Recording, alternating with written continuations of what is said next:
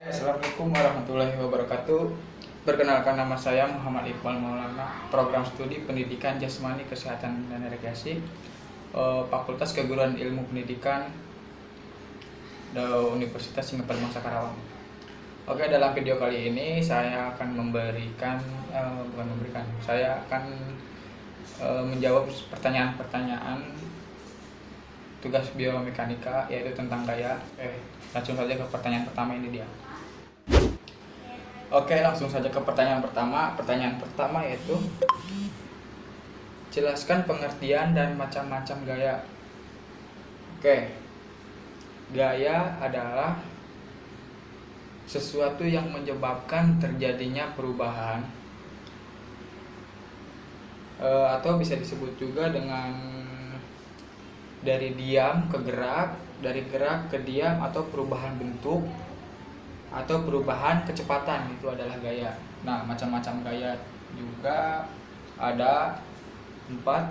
Yang pertama yaitu gaya berat atau gaya gravitasi. Gaya gravitasi ini merupakan gaya luar yang harus ditentang oleh badan manusia dalam semua geraknya. Terus selanjutnya yaitu ada gaya tahanan. Gaya tahanan merupakan gaya eksternal. Oke, selanjutnya ada gaya gesekan, yaitu friction. Gaya gesekan yaitu merupakan salah satu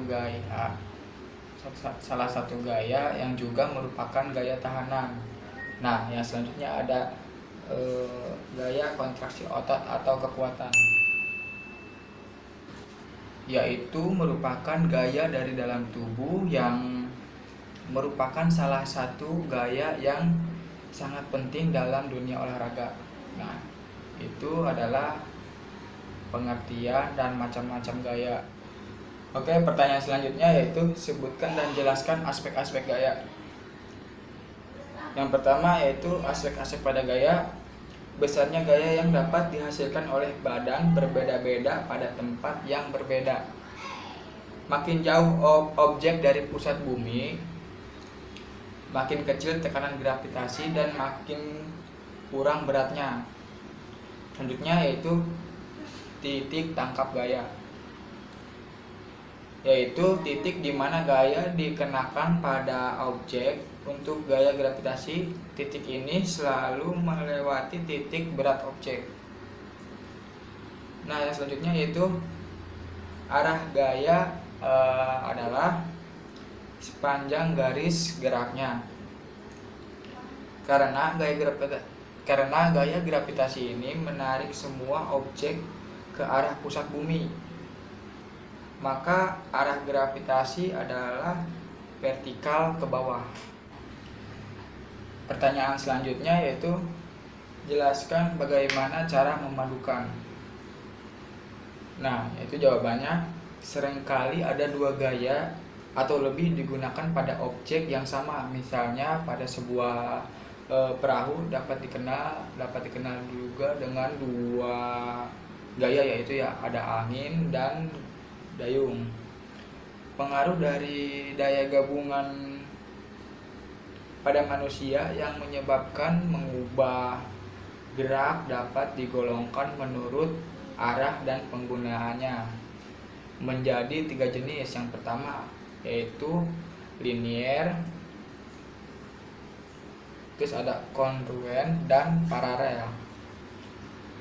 Nah, yang pertama ada gaya dari linier. Contoh dari gaya linier yaitu jika dorongan horizontal diberikan kepada sebuah perabot dan dorongan itu bekerja segaris dengan titik berat objek. Objek itu akan bergerak ke depan dalam arah horizontal asal tidak ada gaya hambat atau tahanan. Nah, selanjutnya ada gaya kongruen. Contohnya seperti beberapa pemain football saling mendorong dan blocking. Football bukan sepak bola, bukan, yang football yang saling mendorong, dan ngeblok itu. Memberikan gantoh, yaitu beberapa pemain football saling mendorong dalam blocking, memberikan gaya yang berlawanan dan dapat dipandang bekerja pada satu titik, saling mendorong dan saling blocking.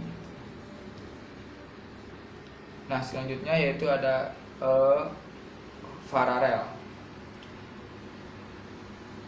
Contohnya, pada waktu tangan membawa beban pada posisi fleksi lengan bawah sehingga sudut tarikan otot biceps 90 derajat. Oke, pertanyaan selanjutnya yaitu jelaskan bagaimana cara menguraikan gaya. Dari pertanyaan sebelumnya yaitu dijelaskan tentang memadukan dua gaya yang menjadi satu. Nah, dari sebaliknya sebuah gaya yang dapat diuraikan atau dipilah, dipecah menjadi dua buah komponen. Kedua komponen ini harus sedemikian besar dan sedemikian arahnya hingga membentuk sebuah jajaran genjang.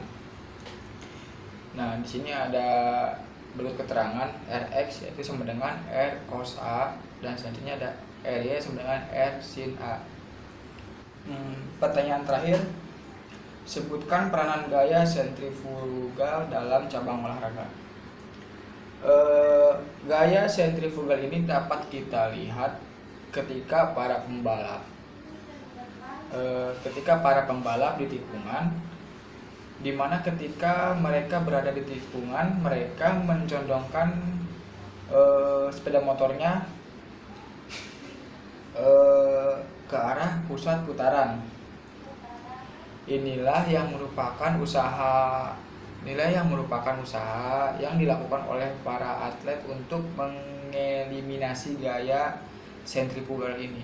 Oke, terima kasih, itu pertanyaan yang bisa saya jawab. Kurang lebihnya saya minta maaf. Assalamualaikum warahmatullahi wabarakatuh.